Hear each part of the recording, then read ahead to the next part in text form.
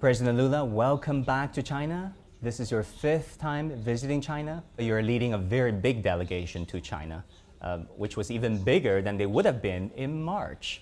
What do you hope to achieve through this state visit and through your meetings with President Xi Jinping? Mais uma vez, eu estou muito feliz de estar na China, porque temos muitos interesses comuns entre China e Brasil, e eu acho que essa visita pode aperfeiçoar a relação Brasil e China.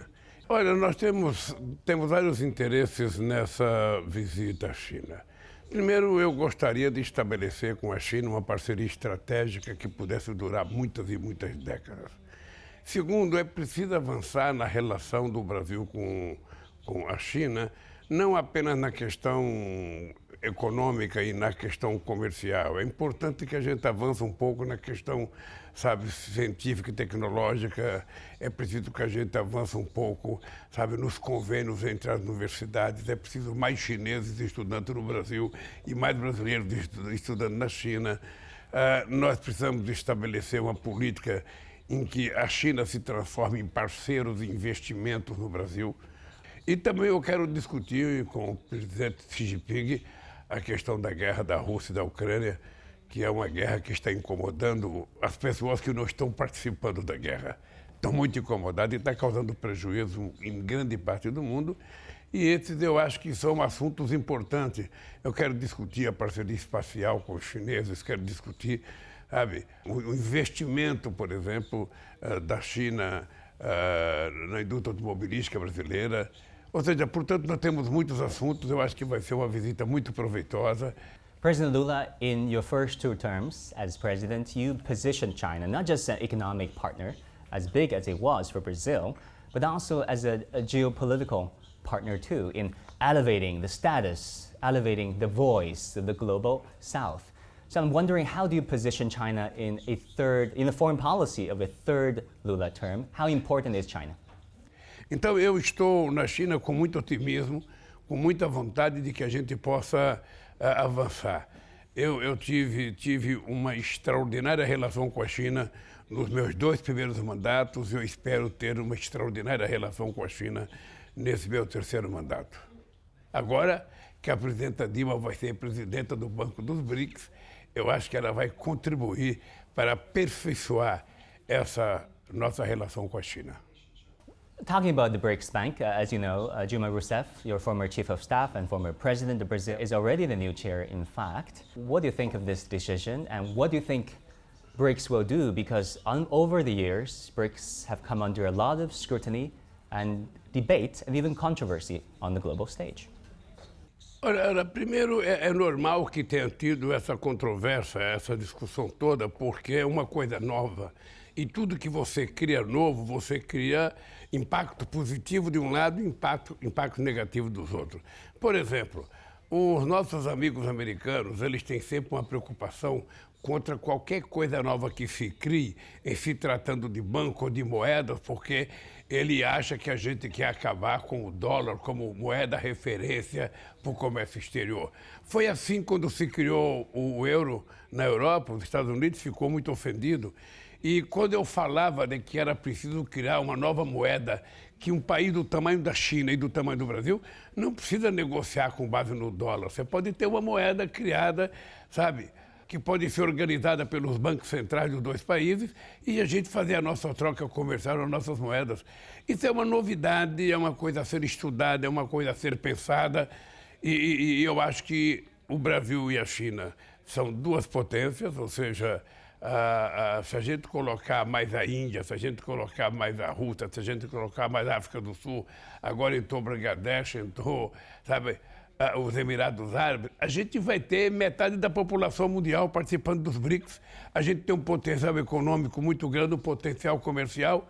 Eu estou convencido que nós não temos que ter pressa de transformar o Banco dos BRICS num extraordinário, num grande banco. Nós temos que trabalhar com muita tranquilidade, sem atropelos, não cometer erro nenhum para que o Banco dos BRICS seja uma referência muito importante para os países em via de desenvolvimento. President Lula, I see the passion when you talk about elevating the standards of the global South. On so many occasions, you spoke very passionately about the necessity, the urgency of elevating the voice of the Global South. Where is this passion from? Why such urgency? Including the democratization of international relations that you often refer to.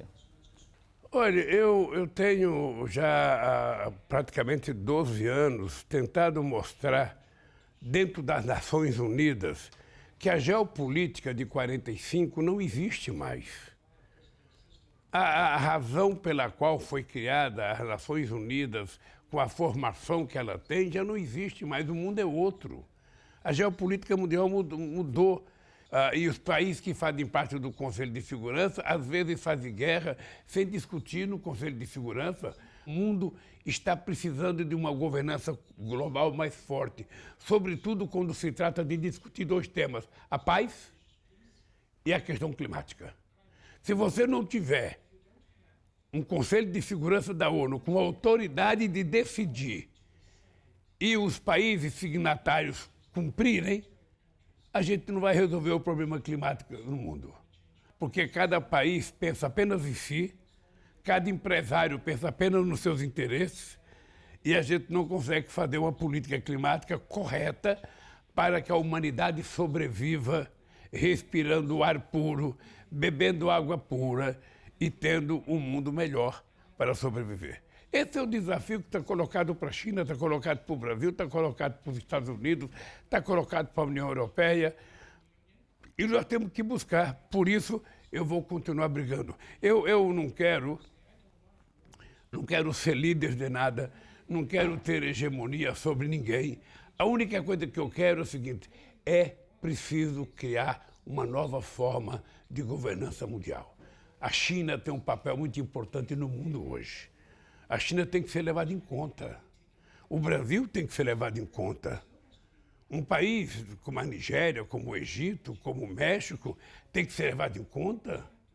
A Índia tem que ser levada em conta. Ou seja, então não dá para você ter uma governança que não representa aquilo que é o espectro político da sociedade mundial. Então eu vou continuar brigando por isso. Vou continuar fortalecendo a nossa relação com a China. E quando eu digo fortalecer a relação com a China, eu não estou querendo romper com os Estados Unidos. Eu quero também fortalecer a relação com os Estados Unidos. Como é que a gente vai conseguir paz na Rússia e na Ucrânia, se ninguém está falando em paz? Todo mundo só está falando em guerra. Todo mundo só está falando de dar mais armas para a Ucrânia, sabe, atacar a Rússia, ou a OTAN colocar a fronteira no território russo. Então, o que é que nós precisamos encontrar? Países que queiram paz. A China quer paz, o Brasil quer paz, a Indonésia quer paz, a Índia quer paz. Então, nós temos que juntar esses países e fazer uma proposta de paz para a Rússia e para a Ucrânia. On Ukraine, China made this 12-point proposal for peace, and also expectations are high that you might propose something to China to work with Brazil to solve the situation in Ukraine, a very dire situation there. What specific plans do you want to propose to Beijing? Olha, eu não tenho um plano específico. Eu não tenho uma coisa produzida. A proposta ela vai sair de muitas conversas entre muitas pessoas. Estou convencido que a União Europeia, que sempre jogou um papel importante, porque a União Europeia sempre foi um ponto de equilíbrio, né? Ela nunca participava diretamente dos conflitos, ela agora entrou diretamente no conflito.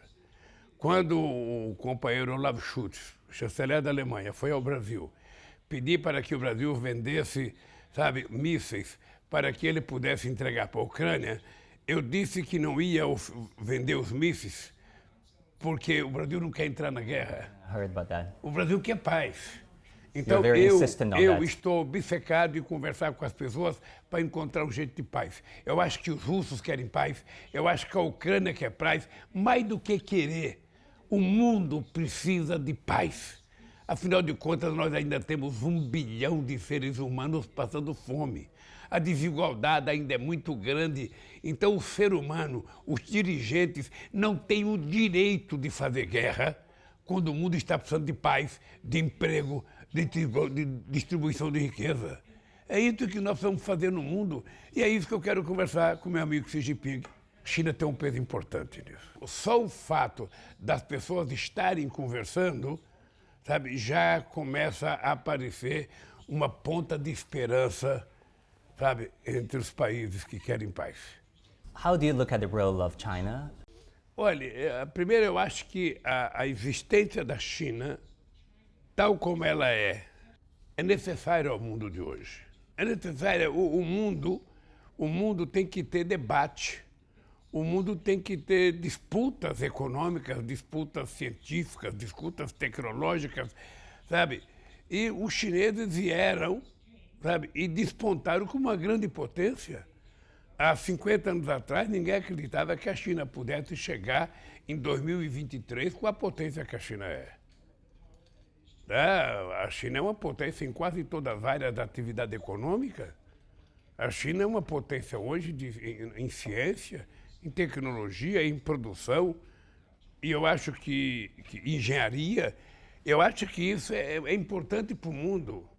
Porque o mundo não tem só um lado, a gente não tem que ficar olhando só uma voz ou olha um país. Agora, a China aparece no cenário mundial não falando de guerra, mas falando de desenvolvimento, falando de investimento em educação, formando engenheiros, formando bioquímicos, formando médicos, formando engenharia espacial, sabe, competindo, sabe, com aqueles que eram campeões.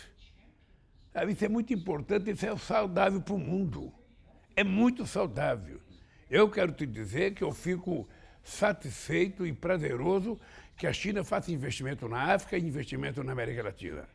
Quando teve a crise em 2008, na primeira reunião que nós tivemos do G20, implícito nos Estados Unidos, a discussão que nós fazíamos é que deveria aproveitar a crise de 2008 e os países ricos fazerem investimento nos países pobres, para que os países pobres tivessem acesso a financiamento, para que pudessem crescer economicamente, construir pequenas e médias indústrias, melhorar a sua agricultura, sabe? E ser menos dependente do mundo rico. Ninguém fez isso. A China fez. Então a gente não tem que ficar, sabe, com ciúme da China. Sabe, a gente tem que acreditar, sabe, que outros países deveriam fazer o que a China está fazendo. Outros países. Sabe? Porque assim o mundo fica melhor. O mundo fica melhor. Então eu acho que os chineses hoje representam um certo equilíbrio no debate econômico mundial, no avanço científico mundial, sabe? Então isso é importante para o mundo.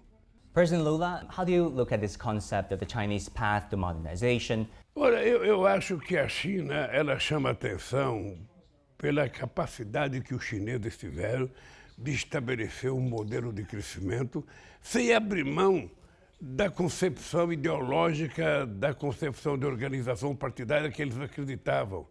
Eu conheci a China mais pobre. Eu conheci o momento em que o Brasil pagava salário mais alto do que a China, de que a economia brasileira parecia ser mais forte do que a chinesa.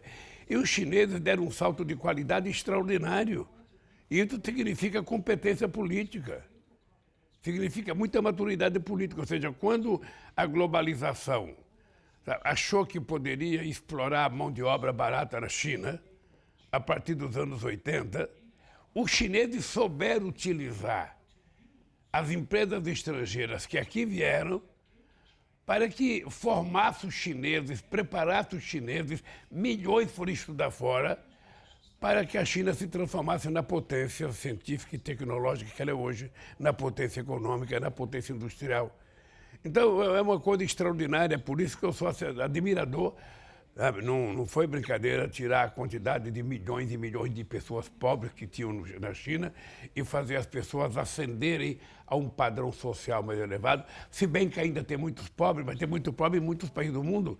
No Brasil, por exemplo, nós tínhamos acabado com a fome em 2012 e a fome agora voltou, numa demonstração de que houve responsabilidade política e econômica no Brasil, coisa que não aconteceu na China. Então, veja, eu acho que a gente tem que estudar a China com muito carinho, com muito cuidado e com muita humildade. A gente não é obrigado a concordar com tudo com a China, mas a gente também não pode ser contra por ser contra. É importante a gente saber o que foi feito, como foi feito e por que deu certo. E isso eu acho que assusta um pouco outros países, não é? Porque durante séculos só alguns países foram ricos, só alguns países mandaram no mundo. Então, na hora que surge a China, na hora que vai crescendo a Índia, na hora que vai crescendo o Brasil, na hora que os países em via de desenvolvimento vão dando um salto de qualidade, do ponto de vista industrial, do ponto de vista do conhecimento científico e tecnológico, ora, obviamente que começa a assustar aqueles que se sentiam dono do mundo. E aí o que nós temos que dizer para essas pessoas? Nós não queremos ser melhor do que ninguém. Nós queremos apenas ter o direito de sermos iguais.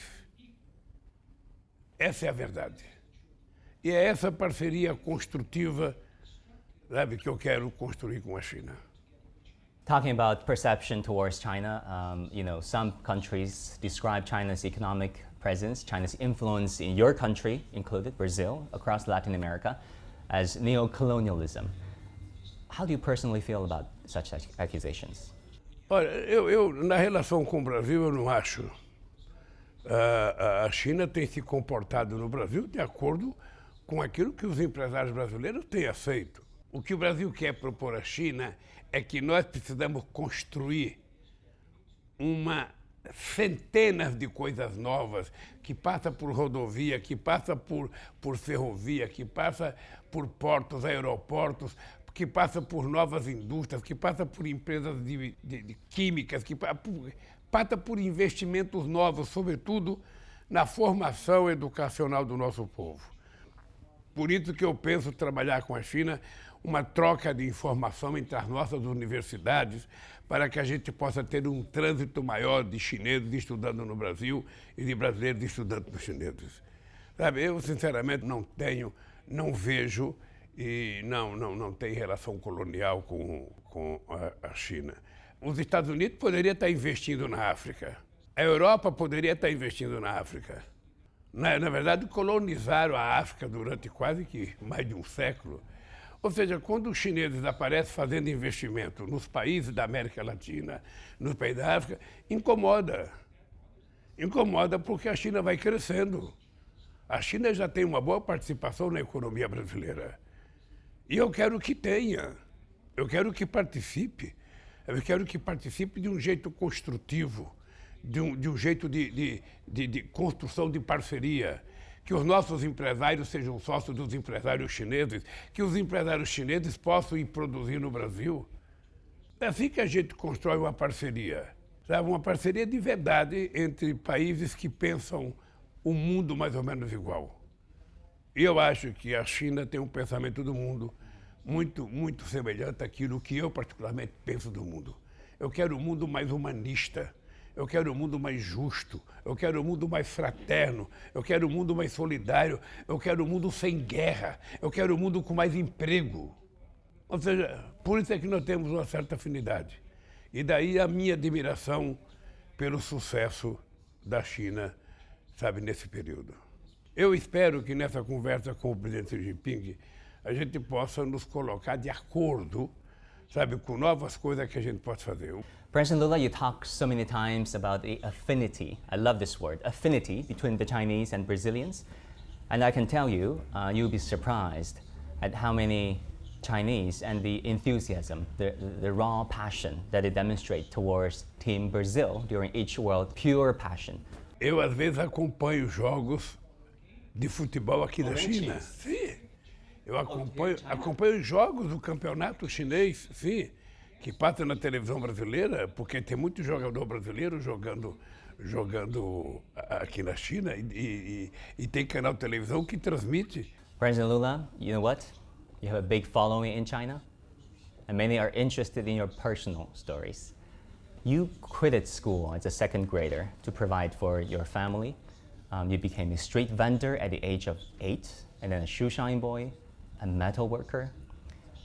What do those experiences mean to you and to the man that you've later become? Olha, eu penso que a vida me ensinou a ser o que eu sou hoje. Eu fui criado numa família muito pobre. Minha mãe teve 12. E minha mãe teve 12 filhos, todos com parteira. Nenhum foi no hospital. Com 8 filhos, porque 4 tinham morrido. Ninguém trabalhava na época. Eu fui vender pipoca, fui vender amendoim, fui vender laranja, o outro ia vender carvão, vender sardinha. Também, o que é importante na minha vida é que eu tive uma mãe que se transformou na minha heroína, porque ela conseguiu criar 8 filhos, todos viraram trabalhadores, todos construíram família, ou seja, e eu tive a oportunidade de fazer um curso técnico, sabe, numa escola profissional e fui para o sindicato e virei presidente da República. Então, a minha cabeça sempre funciona não esquecendo de onde eu vim. E nunca esqueço para onde eu vou voltar quando eu deixar a presidência. A presidência não é uma profissão. A previdência é um exercício do mandato delegado por uma parcela da sociedade brasileira que acredita que eu vá fazer as coisas, sabe, que eles precisam. Então, esse é meu papel. Só tem uma razão de ser presidente do Brasil. É melhorar a vida do povo mais pobre. É garantir que ele possa tomar café, almoçar e jantar todo dia. É garantir que ele tenha um emprego. É garantir que ele possa criar sua família. Esse é o papel de um presidente da República. Dar acesso à saúde a esse povo mais humilde. Então, é para isso que eu governo. E essa é a educação que eu recebi de berço. Talking about healthcare, I've always wanted to ask you this, Mr. President. At 17, you lost a finger while working as a metal worker, operating a press machine, unfortunately. Sorry about that. And then you ran to different hospitals, but couldn't get treated because you didn't have healthcare back then. What was it like? What did that experience make you want to do to your people, to your hospitals, and to your country when you became president yourself? Na verdade, quando eu cortei o dedo, era praticamente 2 horas da manhã, 3 horas da manhã, e eu só fui ser atendido no hospital às 7 horas da manhã. Ou seja, porque, sabe, naquele tempo no Brasil era muito difícil você ter acesso ao médico, sabe? Não tinha posto de saúde, não tinha tanto hospital. Hoje tem mais facilidade, hoje tem o SUS. O SUS é um grande programa de saúde. E hoje, então, se uma pessoa cortar o dedo, será tratado com muito mais rapidez do que eu fui. E aí é a única razão pela qual eu voltei a ser presidente. É a única razão. President Lula, thank you so much for your time and get on Leaders Talk on CMG. Thank you very much.